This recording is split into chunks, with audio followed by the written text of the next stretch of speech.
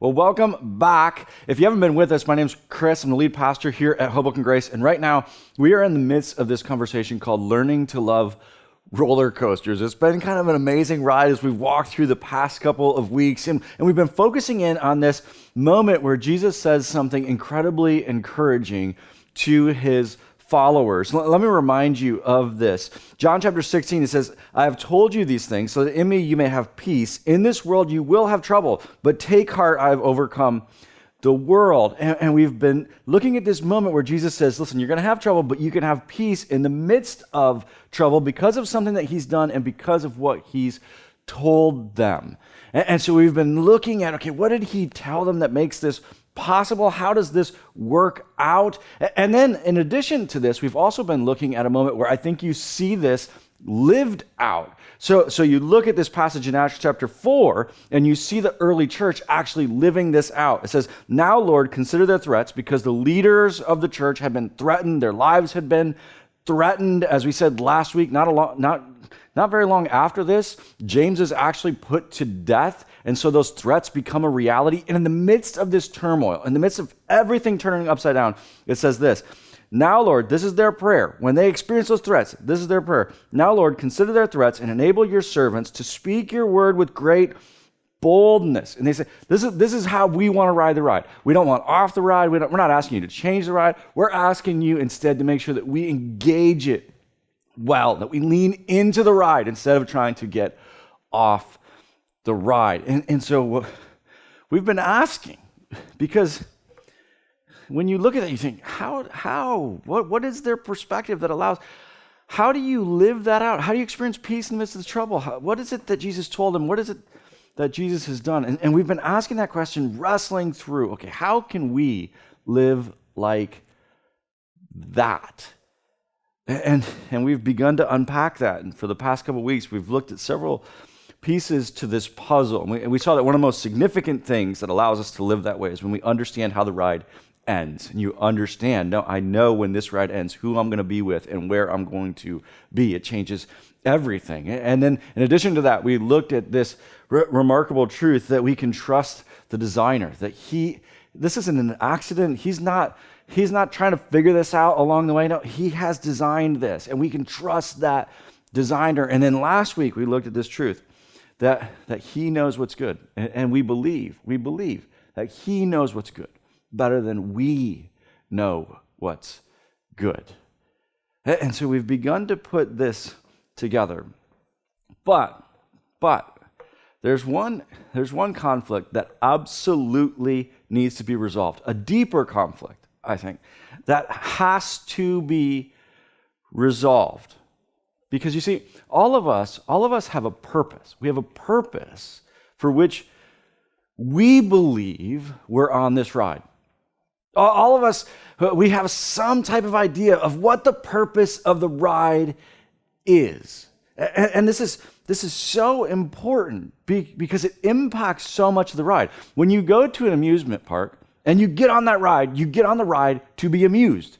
That's why you're there. That's what it's about. I want to experience fun. I want to experience thrill. I want to be able to have my heart feel like it's going to stop. Some of you are like, that's not why I go to an amusement park. I go to an amusement park to eat, and I want to feel full. And that's why you don't get on the ride. You go for the food. But for all of us, there's a purpose. And when you get on the ride, you do so on purpose for a purpose.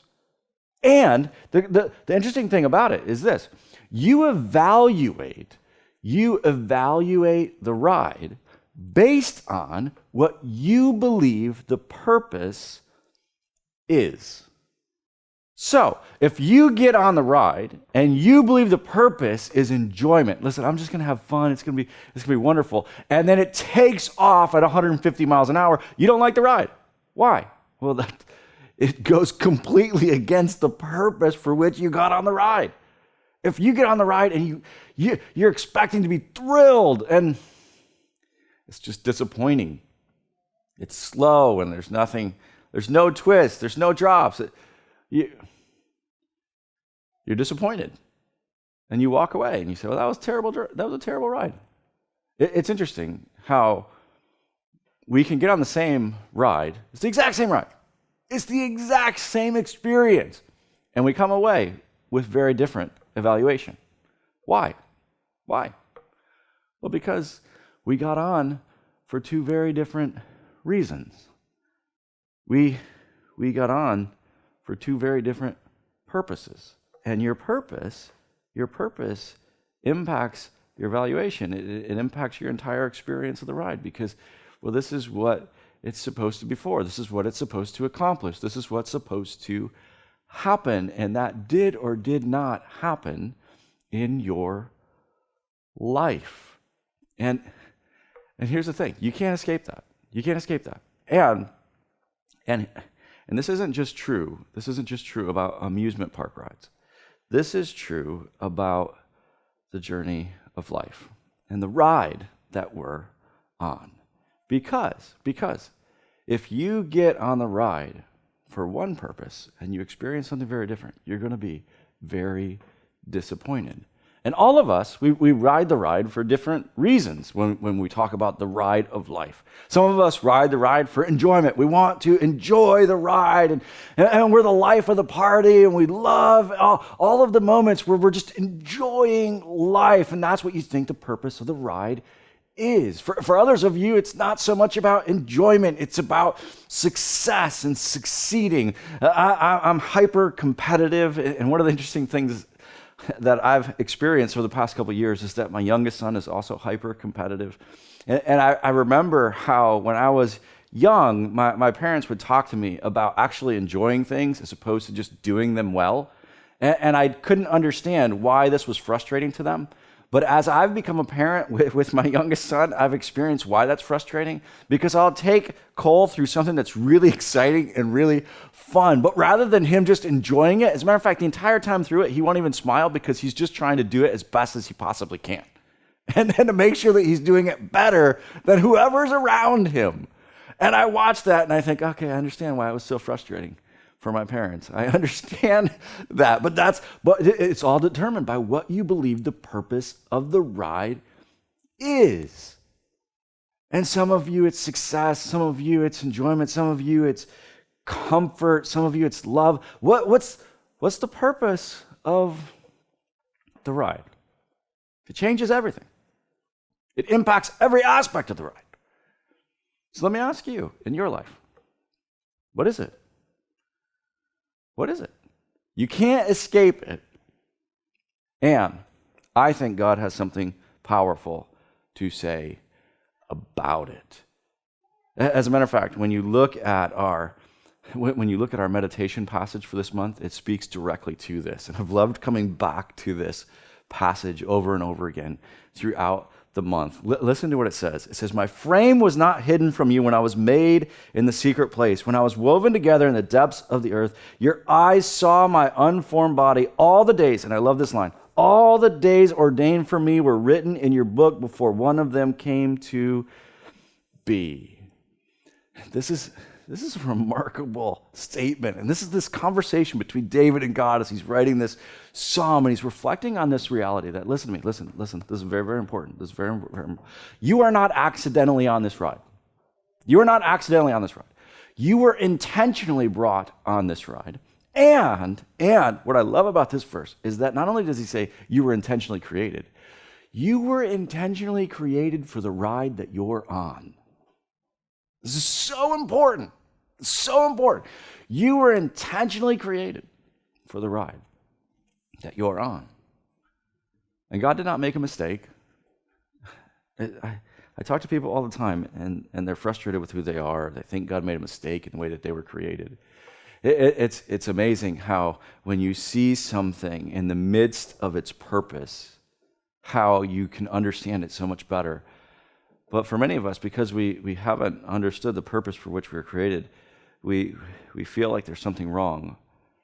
Because you can take almost any tool, and outside of its intended purpose, it's awkward, it's frustrating. But when you see it being used for its purpose, all of a sudden it becomes powerful.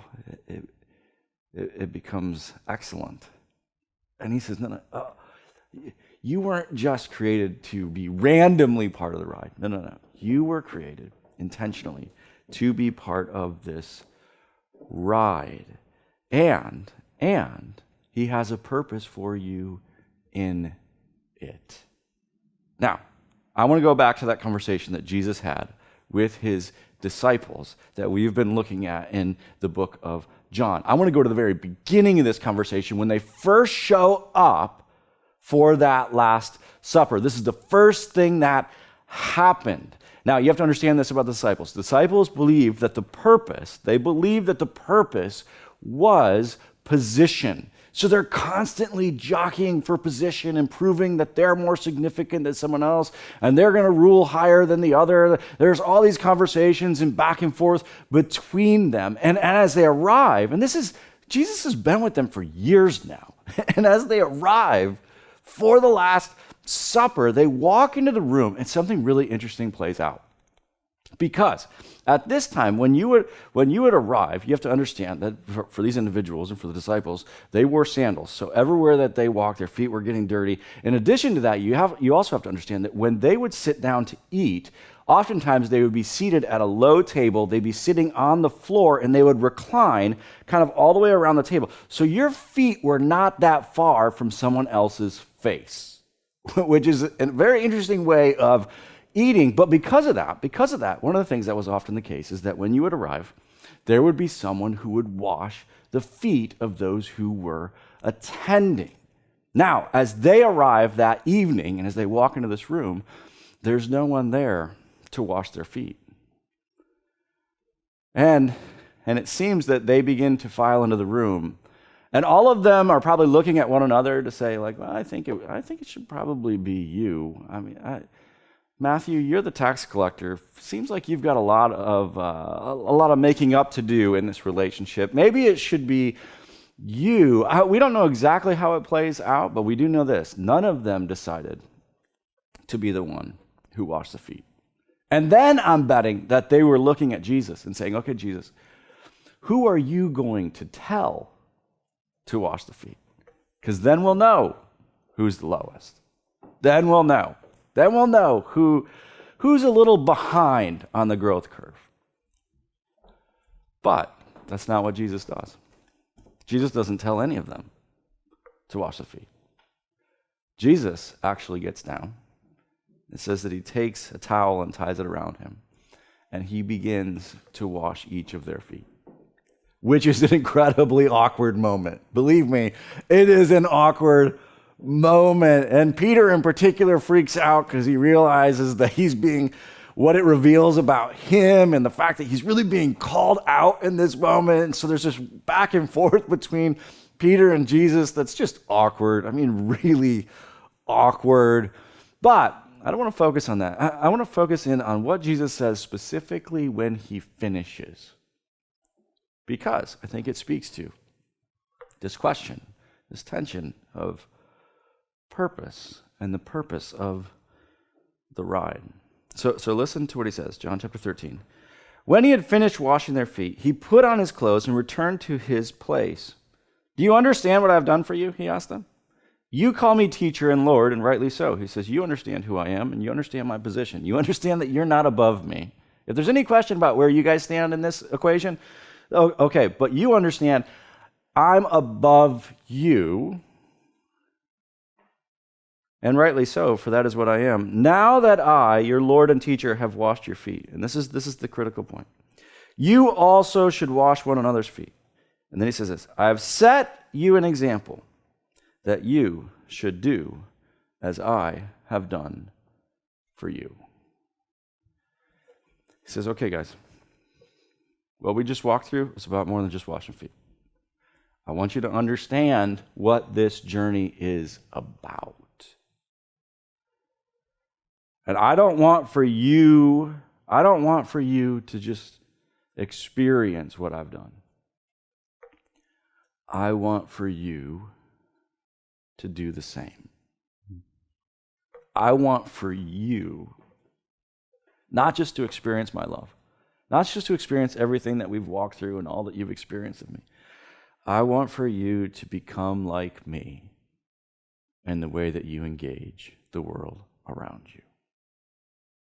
I want for you to do the same. The writer of Romans, Paul, he says it this way in Romans chapter 8. It's a fairly famous passage. He says, and we know that in all things God works together for the good. Remember this word from last week? Good? Interesting. Interesting again how this word shows up, and he's talking about how God understands good, and God is actually working towards, as we said last week, remember we said he knows the good that that he's planned for you, that he has in store. God works for the good of those who love him, who have been called according to his purpose. For those God knew, he also predestined. And then here you see the purpose. What is the good that he's working for? What is it that he's working to do in our lives? To be conformed to the likeness of his Son. Jesus says, guys, I don't want you to just experience what I've just done. I want for you to live it. I don't just want you to observe me. I want for you to become like me in the way that you engage the world around you. I want for you to be able to live the way that you've seen me live. So let me ask you the question. What's the purpose of the ride? What's the purpose of the ride? Is the purpose of the ride enjoyment? Is the purpose of the ride success? There's all sorts of things that we're going to experience along the way. But, make no mistake about it. As God steps into our lives, he says, I want you to understand ultimately what I'm doing. As you experience the twists and the turns and everything goes upside down, I want you to understand ultimately what I'm doing and what I want to see happen in your life. Because what I want to see above all else is that you would become like my Son, that you would become like Jesus. Now listen to me. When the purpose changes, your perspective changes. We talked about how it impacts your evaluation. The way that you think about every twist and turn, it changes. I remember several months ago, I was talking to a friend of mine who was going through this really difficult betrayal in his life. It was one of those moments where life had kind of turned upside down and he didn't really know what to do with it. He's working through this with God, and God, why is this happening? And he asked me, he said, well, why in the world would God allow me to walk through this? And something came to mind as he asked the question. I don't know if I should have actually said it out loud, but I did because it just happened to pop into my mind. Because as he asked the question, it hit me. And I said to him, I said, the reality is I don't know that you can become like Jesus without experiencing betrayal.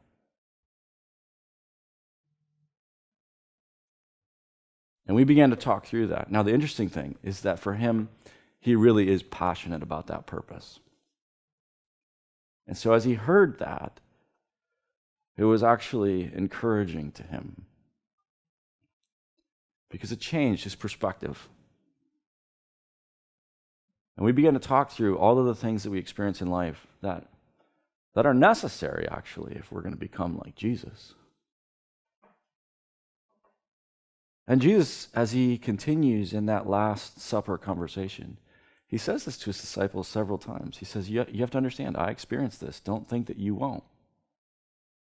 I experienced persecution. Don't think that you won't. People hated me. Don't think that people won't hate you.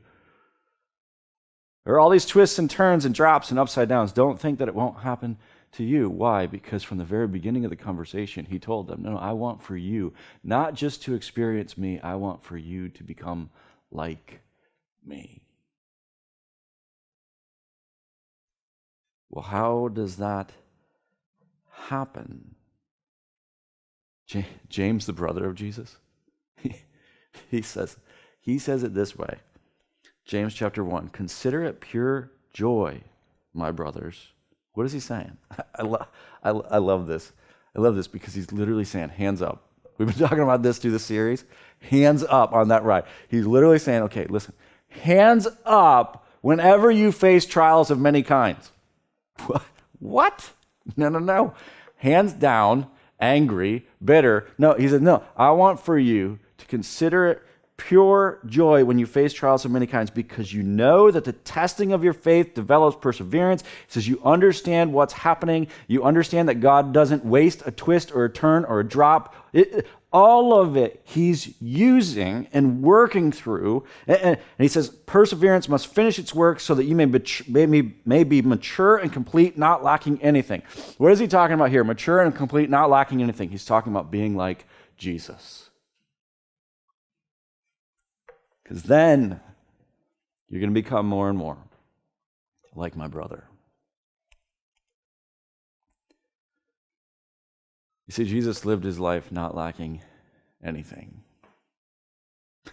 He lived his life engaging the ride full on. And I'm not telling you that there aren't going to be times that are difficult. You see him in that garden. You see him experiencing that in that garden. We're going to talk about that in a couple of weeks. But there wasn't a moment of it where he didn't understand the purpose. And there wasn't a moment of it that he didn't engage entirely. What is it that's your purpose? What is it? There's so many different options. There's so many different things that call to us. You know there's actually a book in the scriptures about an individual who pursued all of those purposes? Did you know that? It's written by a guy named Solomon. Solomon is actually King David, the ancient King David of the nation of Israel, the greatest king in the history of the nation of Israel. It's actually his son. And he had inherited this incredible wealth from his father. And so he decided that he was going to pursue all of these different possible purposes. And so he pursued women, and he pursued wealth, and he pursued building incredible buildings. And as you get to this book, it's called Ecclesiastes. It's one of the most depressing books you will ever read if you're living for the wrong purpose. Because he moves through all of these different purposes and he says, all of them are in vain. All of them are useless. All of them lead to nothing. They don't actually work. And if you live for that, the ride's not actually worth it. Except for, and this is how he concludes, Ecclesiastes 12, verse 13. Now all has been heard. He says, I've walked through all of what's possible. Now all has been heard. Here is the conclusion of the matter. Fear God and keep his commandments, for this is the whole duty of man. He says, listen, I've lived for everything else. There's only one purpose worth pursuing. And that's to follow him on this ride and what it is that he is doing and what he intended for you to do. And Jesus comes on the scene. He says, no, I don't want you to just experience me. No, I want for you to become like me. Listen to me. There's no one who experienced love the way Jesus did. There's no one who experienced joy. There's no one who had peace like Jesus did. That's why James says you'll be complete. As you engage this, you understand what God's doing inside of you. And he's developing in you the ability to be able to move through life and all these twists and turns in a way in which you're no longer lacking, in a way in which you're full. There's no one who lived that like Jesus. And the Father says, that's what I want to do in your life. Listen to me. Listen very, very carefully. Listen. Life is a roller coaster, but it's not an amusement ride. Life is a roller coaster, but it's not an amusement ride. God's doing something far more significant than that. God is doing something far more significant than that. Your life matters more than that. And there's not a moment of it that he's wasting to help you become more like his son. Now here's the questions that I have for you. As you go into lunch today or as you go into your group this week, I've got 3 questions for you. Number one is this. What earthly purpose are you most attracted to, and why? What is it that all of us, we're pulled in different directions as it pertains to purpose. What is it for you? Is it success? Is it comfort? Is it love and relationships? What earthly purpose are you most attracted to, and why? Number two, how has God used twists in your past to accomplish his purpose? How has he used those different things that maybe life turned upside down, but rather than it being something that was destructive, you actually saw how he used it to shape you. You see, when you change the purpose, you completely change the perspective. Can God use you losing your job for you to become more like Jesus? Yeah. Can God use, and it's good and bad, can God use that marriage for you to become more like Jesus? Absolutely. Can God use that raise for you to become more like Jesus? It depends on how you engage it and what you think the purpose is in it, doesn't it? A purpose changes perspective. Can God use that loss in your life, that betrayal, for you to become more like Jesus? Yeah. It's amazing how when you change the purpose, all of a sudden it twists and turns. They take on a whole new meaning. You see them very differently. So how have you seen that play out in your life? What's a twist that God has used in the past? And then finally, how does this change your perspective on the current twists in your life? That maybe you've been asking why. I love this. We talked about this a couple years ago here at Hoboken Grace. When you understand what God is doing, you stop asking why and you start asking how. God is working in your life for the purpose that you were created for. How is God using these twists? How does God want to work in this moment? How is God working for your good? How? How does it change your perspective on the current twists? Listen, you're not a random rider on a random ride. You're not. God's doing something far more significant than that. Will you pray with me? Father, we're